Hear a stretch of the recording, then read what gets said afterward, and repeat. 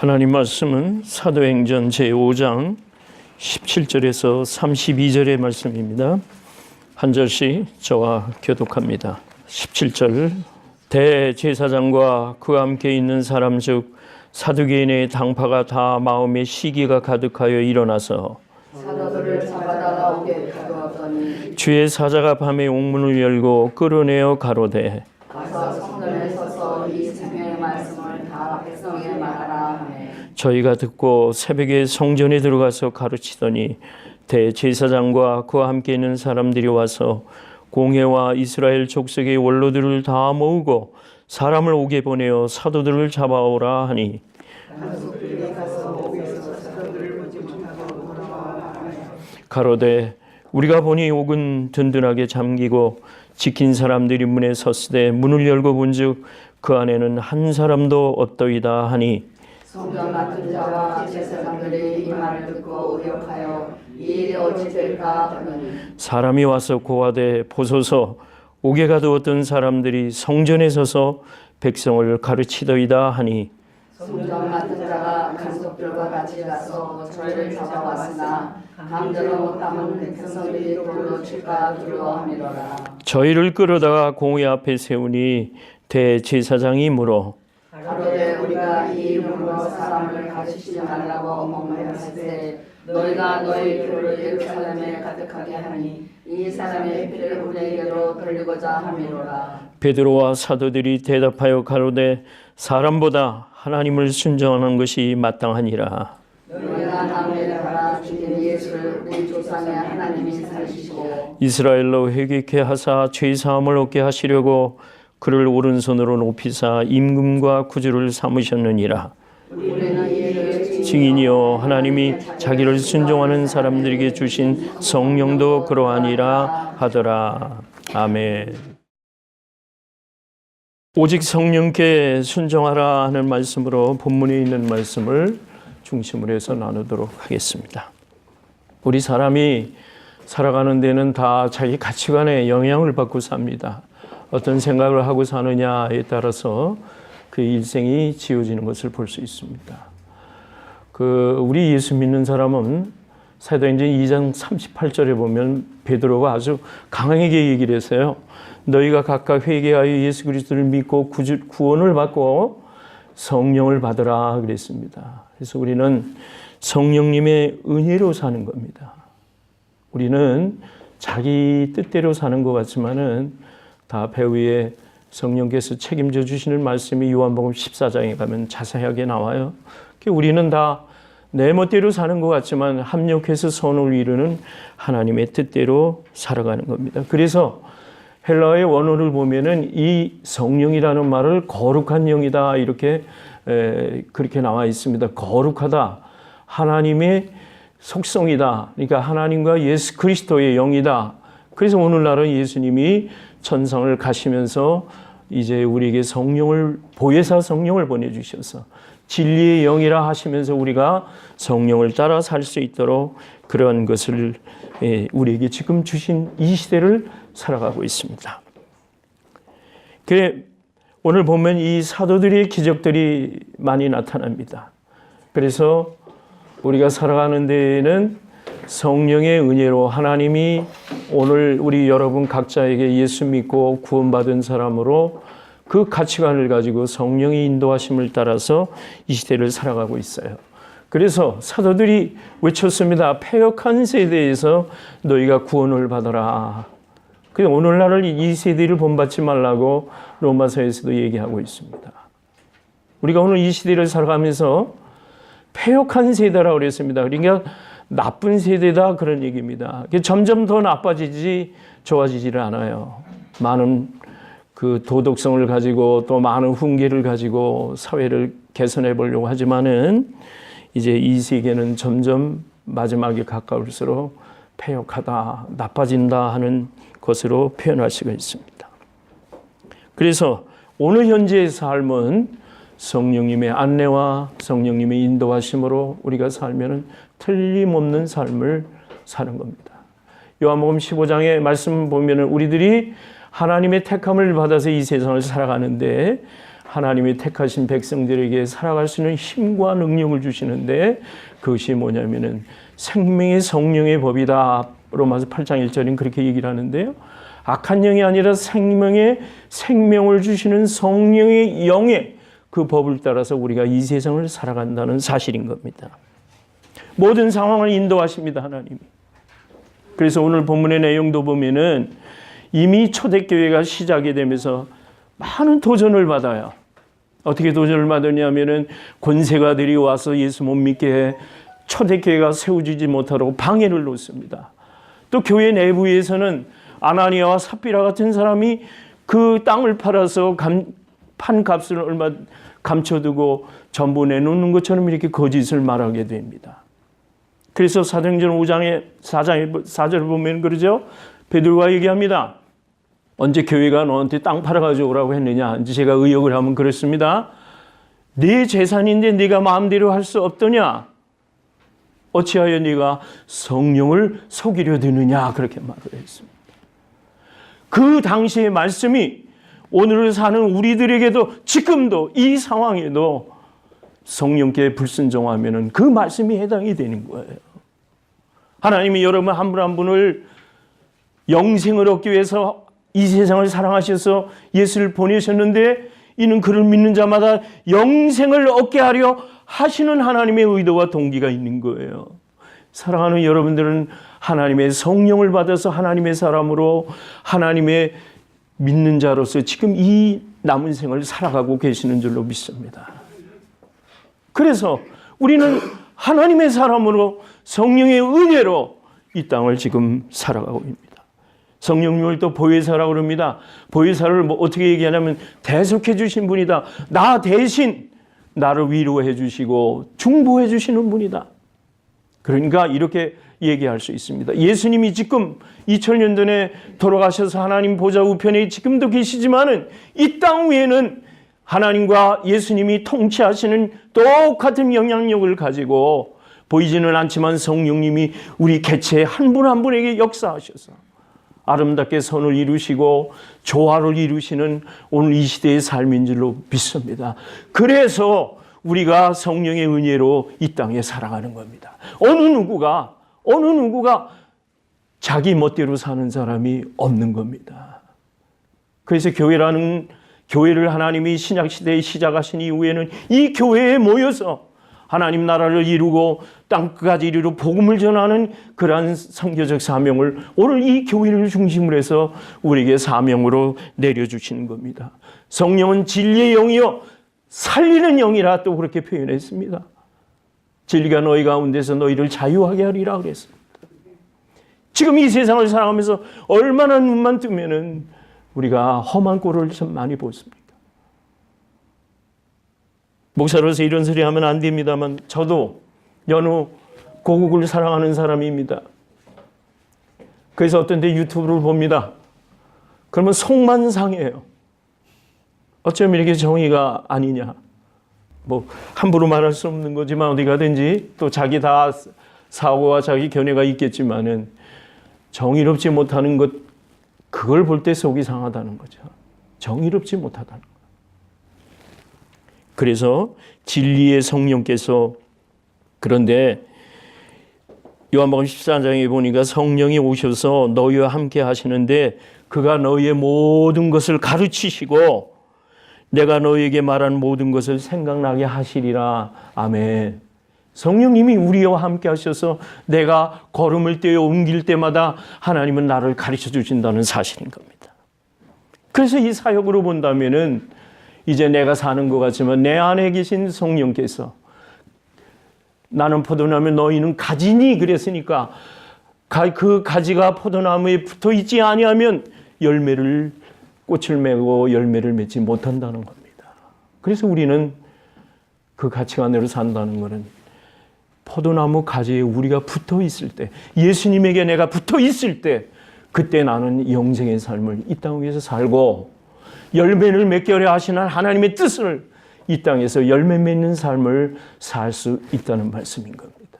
간단합니다. 복잡하지 않습니다. 내가 회개하여 예수를 내 구주로 믿고 이제부터는 내가 하나님의 사람이 되어서 예수님 인도하심을 따라 내가 살겠습니다 하는 순종만 드리면, 따라 살겠습니다 하는 그 명령에 순종하는 것만 하나님 앞에 드리기 시작하면, 그때부터는 내가 사는 것이 아니요 내 속에 계신 영이 나를 인도하며 사신다는 사실인 겁니다. 여러분 하실 일 없어요. 하나님께 그냥 드리시기만 하면 돼요. 여러분 속에 성령께서 역사하셔서 여러분을 인도하셔서 합력해서 선을 이루게 하시는 좋으신 성령님이 오늘 우리와 함께 계시다는 말씀인 겁니다. 마태복음 18장 이후에 보면 그런 말씀이 나와요. 너희 두세 사람이 모인 곳에 내가 너희와 함께하리라. 예수님이 그러셨습니다. 오늘 여기에 우리 예수님이 함께 하셔서 우리 예배를 하나님 앞에 드리며 같이 기뻐하시며 오늘 우리와 함께 호흡을 나누고 계실 줄로 믿습니다. 그래서 성령님은 죄를 책망하셔요. 하나님을 믿는 사람들은 아주 양심이 예민하게 됩니다. 조금이라도 내가 양심에 흔들리는 일을 했다면 괴로워서 못 견디는 겁니다. 그렇게 비례합니다. 괴로워서 못 견디는 것만큼 나는 성령의 사람이라고 생각하시면 되는 겁니다. 그게 잘 사는 사람이에요. 오늘 여기 본문에 보니까 사두개인이 나와요. 사두개인은 부활이 없다고 주장하는 그런 당파입니다. 제사장하고 사두개인이 의기투합을 했습니다. 이상해요. 꼭 못된 일은 악한 사람끼리 이렇게 빨리 합쳐요. 그래가지고 이제 내놓는 게 뭐냐면은 예수의 도를 전하는 생명의 말씀을 전하는 이러한 예수 믿는 제자들을 전부 잡아다가 옥에 가두었습니다. 그런데 하나님의 사자가 나타났어요. 천사가 나타났습니다. 문은 그대로 있는데 천사가 나타나서 그 안에 있는 사도들을 전부 풀어준 거예요. 나중에 베드로의 사건이 또 나오잖아요. 실라와 바울이 또 찬송할 때 옥토가 무너지는 일도 있었고, 하나님이 하시는 일은 상상을 초월하는 일입니다. 오늘 본문에 보니까 사도들을 전부 끌어내다가 새벽에 성전에 가서 거기 모인 사람들을 하나님의 말씀을 가르치더라 그랬어요. 이게 하나님의 역사인 겁니다. 이 사두개인이 시기가 가득했다고 그랬습니다. 여러분, 시기라는 게 뭡니까? 시기라는 거는 질투 또는 이 시기는 아주 몹쓸 겁니다. 아가서 8장 6절을 보니까 이 투기한다는 것, 시기한다는 것은 음부와 같이 잔혹하다고 그랬습니다. 불같다고 그랬습니다. 가만히 보면 시기로 인하여 질투로 인하여 몹쓸 사건들이 이 세계는 많이 일어납니다. 잠언 14장 30절을 보니까 시기는 뼈에 썩는 것과 같다고 그랬습니다. 투기하는 자 앞에 누가 쓰겠느냐? 이 제자들이 있는 곳에 사두개인 당파와 그 제사장들이 의기투합을 해서 하나님의 말씀의 도를 전하는 사도들을 전부 가다 두고 아주 모욕을 주고 능력을 줍니다. 주의 사자가 나타나서 옥문을 열고 끌어내서 너희들이 가서 성전에 가서 생명의 말씀을 가르치라, 백성에게 다 말하라, 이렇게 명령을 했습니다. 여러분, 새벽에는 모든 사건들이 새벽에 많이 일어납니다. 창조적인 사역은 이 새벽에 일어난다는 사실입니다. 그래서 제가 본 그 어떤 경영책에서 보니까 이 세상에 소위 성공했다고 하는 100명의 사람들을 통계를 내보니까 그 중에 하나가 뭐냐면은 전부 4시 반의 사람, 5시 반의 사람이랍니다. 새벽에 잠을 깨우는 사람들이 성공하는 통계가 나왔더라고요. 물론 목사들은 기도하고 말씀을 묵상하고 설교를 준비하기 때문에 새벽 시간을 이용합니다. 저도 그렇게 하고 있습니다. 새벽 4시 반 내지 5시는 어김없이 깹니다. 그렇게 기도하고 말씀 보고 일주일 동안 그 말씀을 또 묵상하고 오늘 이 시간이 있기까지 지난 일주일 동안 저는 이 말씀을 붙들었던 겁니다. 얼마나 배워야 될 것이 많은지 몰라요. 공부를 하다 보니까요, 자꾸 이 사실이 튀어나오고 저 사실이 튀어나오고. 신학교 다닐 때는 공부하는 방법을 배우는 거지, 막상 이렇게 나와 설교를 준비하고 하다 보니까 진짜 공부는 지금부터더라고요. 아까워요, 시간이. 나이 좀 덜 먹기를 바라요. 할 일이 많은데. 그런 마음이라는 거죠. 새벽에 성전에 이 사도들이 들어가서 하나님의 말씀을 가르쳤더라. 새벽에 모였다는 거예요. 사랑하는 여러분, 새벽에 사람이 되시기를 주의 이름으로 축원합니다. 네, 좀 일찍 주무시고 새벽에 일어났어요. 모름지기 새벽에는 평소에 2배의 일을 하는 것 같아요. 새벽 시간. 자, 일대에 대제사장과 그와 함께는 사람들이 공회를 모으고 원로들을 다 모아서 이제 판결을 좀 해보려고 그러는 겁니다. 변증을 들어보려고 그러는 거예요. 저 진리가 도대체 무슨 진리냐? 당시에는 사내들이라고 하는 공의회가 있어요. 굉장히 권력가들과 국가 원로회라고 좀 보면은 오늘날 비교할 수 있습니다. 학자들과 높은 고귀한 사람들이 모여서 예수라고 하는 도를 전하는 이 도가 도대체 무엇이냐 한번 들어보자 하는 식으로 했었는데, 사두개와 그 적대자들이 시기를 해가지고 이 사람들을 가만 놔두는 게 아니에요. 그래서 사람을 보냈습니다. 자, 가서 옥에 가서 그 갇힌 사도들을 불러오너라. 심부름꾼이 다녀와 보니까 보고를 합니다. 문도 그대로 있고 다 그대로 있는데 문을 열어보니까 한 사람도 없더라. 이렇게 보고를 합니다. 이게 도대체 무슨 일이냐? 성전 맡은 자들이 이제는 당황하기 시작합니다. 그런데 한 사람이 와서 이야기하기를, 그 가두었던 사람들이 저 성전에 서서 그의 말씀의 도를 가르치더이다. 이렇게 보고를 합니다. 여러분, 이 사건이 아주 놀라운 사건이에요. 성전이라고 하는 것은 당시에 하나님 앞에 구약에 있는 율법대로 하나님 앞에 제사를 드리는 곳이 성전인데, 그 성전에 서서 하나님의 말씀을 사도들이 가르치더라. 지난번에 전번 시간에는 솔로몬 그 지붕과 기둥만 있는 그런 회당에서 가르쳤잖아요, 베드로가. 그런데 구약의 그 말씀이 신약의 예수님으로 오면서 거기서 또 말씀의 도가, 복음의 도가 이제 전파되기 시작했던 이런 사건이 나온 겁니다. 저희를 끌었습니다. 그랬더니 많은 백성이 눈을 켜고 봅니다. 돌로 칠까 하다가 이 사람들이 모욕을 주면은 자기들이 당할 것 같아서 겁만 먹고 있습니다. 자, 불러다가 얘기합니다. 베드로와 사도들에게 얘기합니다. 우리가 얼마 전에 너한테 분명히 경고했어. 예수의 도를 전하지 말라고 가르쳤는데 이게 무슨 일이냐? 베드로의 29절 대답이 너무 명답인 겁니다. 베드로와 사도들이 대답하여 말하기를, 사람보다 하나님을 순종하는 것이 마땅하니라. 아멘. 사랑하는 여러분, 사람의 말보다, 사람의 사상보다 복음의 말씀을 순종하는 것이 마땅하신 줄로 믿으시기 바랍니다. 이 세상 살아가는 것은, 이 세상에 과학이 발달하고 사상이 발달하고 모든 이론이 발달한 것 같지만은 이 복음의 말씀이 생명의 말씀이요, 예수님의 말씀이 진리라는 것을 우리가 믿고 그것을 내 마음 믿고 따르면 그 사람이 바로 진리이고 그 사람이 바로 하나님께 순종하는 마땅한 사람이 되는 것이라고 해석할 수 있습니다. 예수님은 단번에 죽으셨습니다. 단번에 죽으셨습니다. 나무에 달아서 예수를 우리 조상의 하나님이 살리셨다.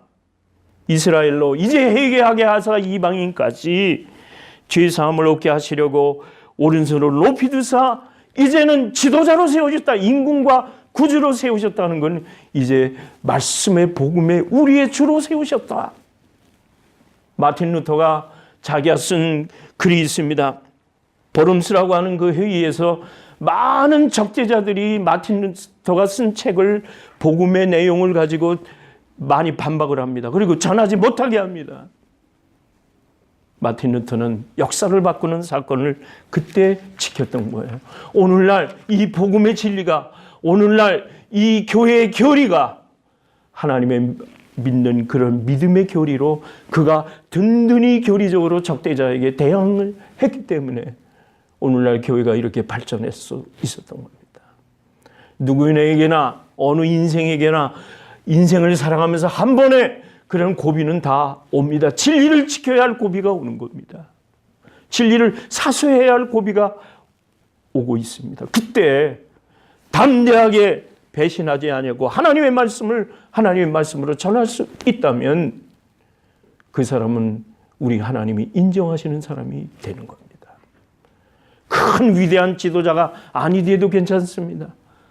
보통의 사람으로, 보통의 아내로, 보통의 남편으로 가정을 지키면서 진리대로 사신다 하더라도 여러분 마음속에 성령이 안내하시고 인도하시는 대로 그저 순종하며 그렇게 나가신다면 그게 하나님의 말씀을 보혈의 생명을 지키는 여러분의 신앙이 되는 줄로 압니다. 이때 이렇게 하도록 해주신 분이 누구시냐면 성령께서 그를 지켜주신 겁니다. 우리는 이 일의 증인이요 하나님이 자기를 순종하는 사람에게 주신 성령도 그러하니라. 지금 우리가 이 세상을 살아가면서 성령의 증거하심이, 성령의 이 마지막 때에서 마태복음 28장 마지막 절에 예수님이 함께 하시는데 복음의 증인이 되라는 것이 주님이 마지막으로 당부하신 우리에게 향하신 그분의 뜻이었습니다. 그런데 그걸 어떻게 지키느냐? 성령님이 함께 하실 때 여러분이 진리의 사람으로 살아가시는 줄 믿습니다. 그래서 그때 성령이 인도하시고 안내하시는 대로 예, 아멘 하고 가면 그분이 바로 성령의 사람인 겁니다. 어떤 분들은 오해를 해요. 성령은 한 번 더 받아야 된다. 아닙니다. 한번 예수 믿고 구원받아 하나님 앞에 내 신앙을 고백하면 그때 바로 성령이 여러분 안에 들어가셔서 내내 영생하도록 주님이 성령이 여러분을 하나님 앞으로 인도하신다는 사실입니다. 때로는 말할 수 없는 탄식으로 내가 기도하지 못할 때 성령이 나를 대신하여 하나님 앞에 대신 간구해 주셔서 오직 여러분이 진리 안에서 벗어나지 아니하도록 가이드해 주시는 그러한 분이 바로 성령님이 하신 일인 겁니다.